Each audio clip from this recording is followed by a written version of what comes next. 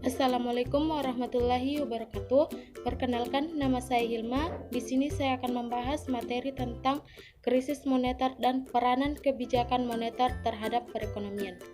Definisi krisis moneter berdasarkan buku yang ditulis oleh Friedrich S. Mishkin yang berjudul Monetary Policy Strategy.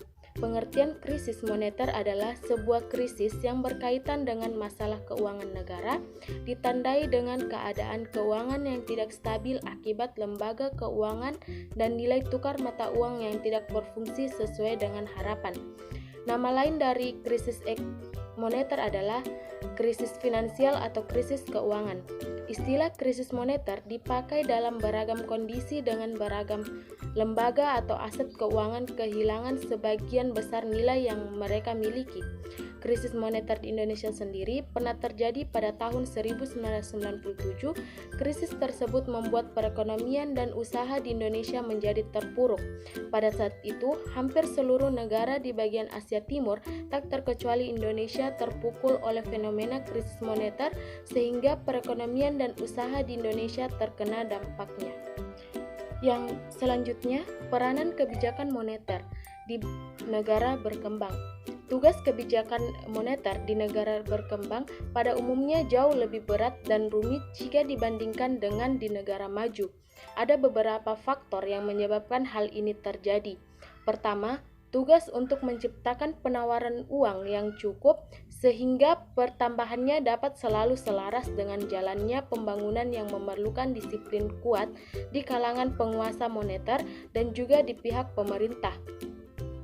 Kekurangan modal dan terbatasnya pendapatan dan pemerintah seringkali menimbulkan dorongan yang sangat kuat bagi pemerintah untuk meminjam secara berlebihan pada bank sentral. Jika ini dilakukan, laju pertambahan jumlah uang tunai akan menjadi lebih cepat dari yang diperlukan. Kedua, bank sentral di negara berkembang harus lebih teliti dan berhati-hati mengawasi perkembangan penerimaan valuta asing dan mengawasi kegiatan dalam sektor luar negeri atau ekspor dan impor. Kegiatan di sektor ini sangat mudah menimbulkan inflasi negara tersebut karena harga mentah yang diekspor selalu naik turun.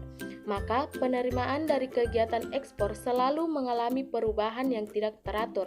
Ada kalanya tingkat kenaikan yang besar dan ada kalanya sangat merosot. Akibat dari naik turunnya pendapatan ekspor kepada kestabilan ekonomi dan kelancaran pembangunan. Untuk negara berkembang diperlukan suatu kerjasama dengan setiap bank umum agar dapat memberikan pinjaman selaras dengan kebijakan pemerintah untuk membantu permodalan pada UMKM. Namun, prinsip penggunaan modal yang diberikan pada UMKM diperlukan perhatian dan selektif agar bisa menjadi cara untuk meningkatkan pertumbuhan ekonomi.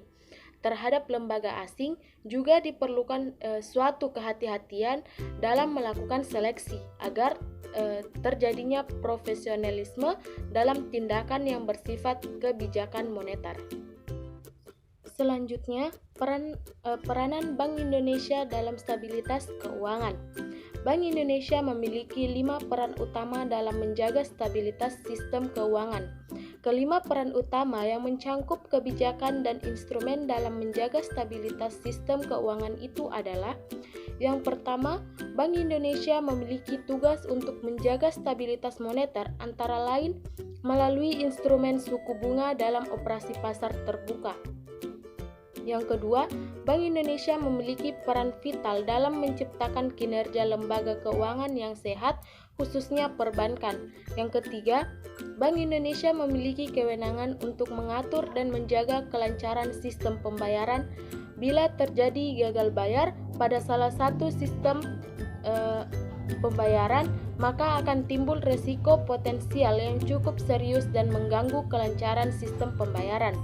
Yang keempat, melalui fungsinya dalam riset dan pemantauan, Bank Indonesia dapat mengakses informasi-informasi yang dinilai mengancam stabilitas keuangan. Melalui pemantauan secara makroprudensial, Bank Indonesia dapat memonitor kerentanan sektor keuangan dan mendeteksi potensi kelanjutan yang berdampak pada stabilitas sistem keuangan. Yang kelima, Bank Indonesia memiliki fungsi sebagai jaring pengaman sistem keuangan melalui fungsi Bank Sentral sebagai lender of the last resort. Dengan demikian, Bank Indonesia sangat berperan dalam menjalankan kebijakan moneter secara makro prudensial dengan instrumen yang telah ada. Bank Indonesia akan menjalankan suatu kebijakan untuk melihat bagaimana proses kebijakan moneter bisa terlaksana dengan baik dan tidak menimbulkan suatu permasalahan secara makroekonomi. Esensi kebijakan moneter dalam pembangunan. Bank sentral adalah lembaga yang melaksanakan pengendalian moneter dengan melakukan serangkaian kebijakan moneter.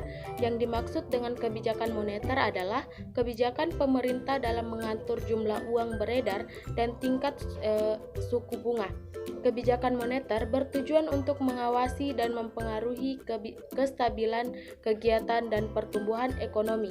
Kebijakan moneter yang ditetapkan oleh Bank Sentral berupa kebijakan kuantitatif dan kualitatif. Yang pertama, kebijakan kuantitatif.